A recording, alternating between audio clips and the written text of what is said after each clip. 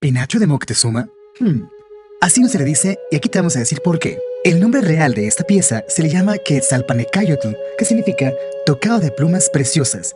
Esta es una obra maestra de los amantecas o artistas mexicas, especialistas en la creación de objetos con pluma, que hoy en día todavía se practica. Tiene aproximadamente una altura de 116 centímetros y un diámetro de 175 centímetros. Esta maravillosa pieza de arte plumario está principalmente constituida por plumas de aves azules de Xutotl, tejuelos de oro que forman medias lunas y siguiente de una capa bellísima de plumas rosas de Tlaquechol. Todo esto para terminar con el hermoso decorado de plumas verdes de Quetzal. Actualmente, esta pieza se encuentra resguardada y protegida en el Museo de Etnología de Viena y por esa razón no puede viajar a ningún otro país, ya que sufriría gravemente consecuencias que no podrían ser restauradas. Existe una gran controversia si este tocado debería de regresar a Tenochtitlan o no. Algunos dicen que es un tesoro invaluable